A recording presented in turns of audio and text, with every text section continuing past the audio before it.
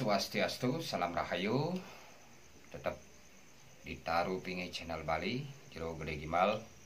Kali ini membahas tentang seorang pasien yang lama sekali sembuh dari penyakitnya. Sudah dibawa secara medis, sudah dibawa secara non medis, masih tetap sakit. Apa dan bagaimana penyebabnya? Kali ini saya akan membahas hal itu. Semoga tercerahkan. Seseorang yang mengalami penyakit secara non medis kok lama sekali sembuh. Itu banyak hal yang mengakibatkan. Satu, kenapa dia bisa sakit lama mendapatkan jalan untuk kesembuhan. Kalau secara garis besarnya di Bali terutama, kita mempunyai rong tiga atau pelinggih ide betari yang guru. Di sanalah sumber awal kenapa manusia atau seseorang itu terkena penyakit non medis. Sudah kesana kemari berobat, baik secara medis atau non medis, mereka tetap sakit, tidak ada perkembangan.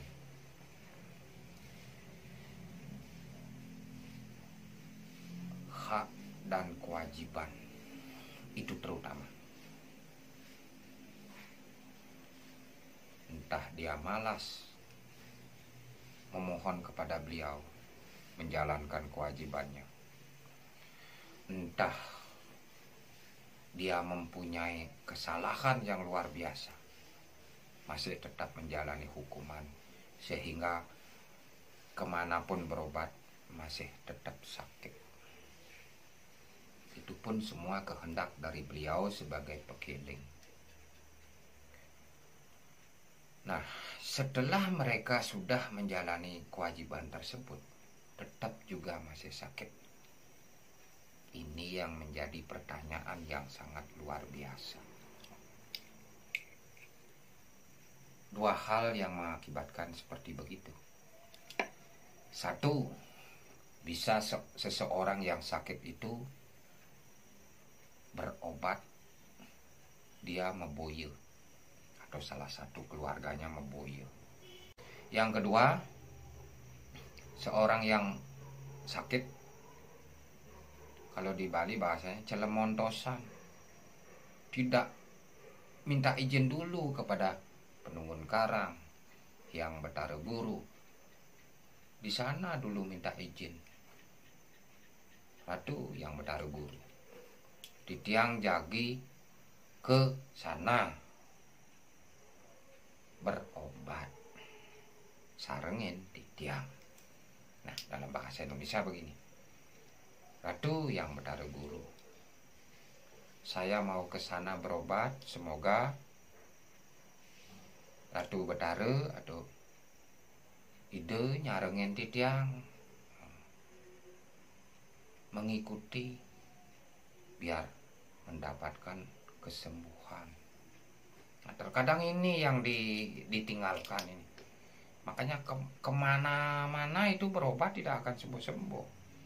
Karena ini dua hal dulu dari si pasien. Nah, setelah berobat, apa yang terjadi? Kemungkinan si penolong ini pamrih, hanya memikirkan uang, hanya memikirkan sesari, sehingga apa? Tidak sinkron. Si pasien yakin sekali kepada seseorang yang mengobati, sebaliknya yang mengobati ini tidak tulus. Dia hanya mementingkan dirinya sendiri biar mendapatkan sesari. Dan juga apa? Tidak full, tidak ikhlas membantu. Biar apa? Sering bolak-balik, akhirnya mendapatkanlah sesari yang banyak. Ini yang mengakibatkan salah satu seseorang pasien yang sudah berobat baik secara medis ataupun non medis, akhirnya tidak sembuh-sembuh. Nah, setelah itu, jika si pasien yakin dan percaya, yang membantunya pun ikhlas, setelah mendapatkan wejangan dari si pembantu atau pengobat itu, tidak dijalankan, siapa yang disalahkan? Si pengobat atau beliau? Atau diri Anda sendiri? Ini fenomena-fenomena yang selama ini ya saya pribadi melihat depan kepala mata saya sendiri. Dikasih obat cuman sekali aja dipakai, setelah sehat lupa. Berobat lagi dengan sendirinya. Ini juga yang akan mengakibatkan begitu. Nah, maka dari itu poinnya adalah nunasi cedumun ring penungun karang, ring hiang betara guru mepinunasan, memohon kepada beliau biar mengikuti, dan juga apa, beliau atau yang kompiang yang leluhur memohon juga kepada Dewa Yutaksu untuk memberikan obat, untuk memberikan kesembuhan. Itu yang terkadang dilupakan. Rasa gerusu, akhirnya dikasih obat, sekian persen diambil kodam obat itu. Nah, itu loh permasalahan-permasalahan walaupun kecil sangat luar biasa sekali membawa efek bagi si penderita. Nah, yang lainnya yang mengakibatkan juga nggak sembuh-sembuh adalah menjalankan karmanya. Seseorang yang sakit itu entah bagaimana dulunya, karma-karma masa lalu sekarang yang dipetik, sehingga lama sekali. Terkadang saya bilang jodoh itu tidak. Inilah misterinya.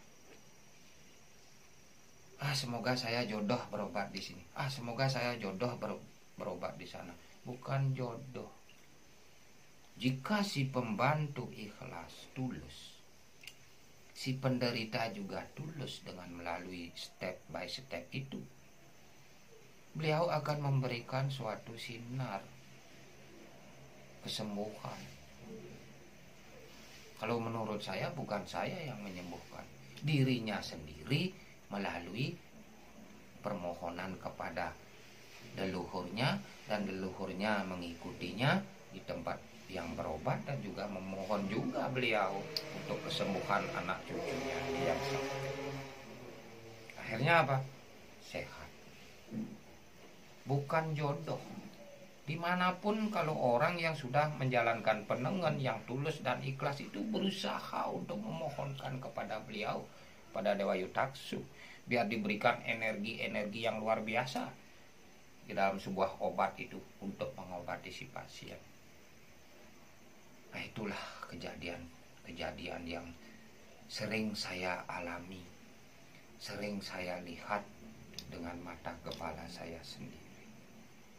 Makanya saya bisa berbicara, inilah solusinya.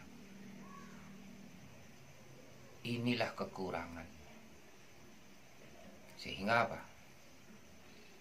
Jika menjalankan hal-hal tersebut Astung Karu, beliau akan memberikan jalan yang terang, jalan kesembuhan, sehingga penyakit yang diderita bisa diangkat, bisa dimusnahkan.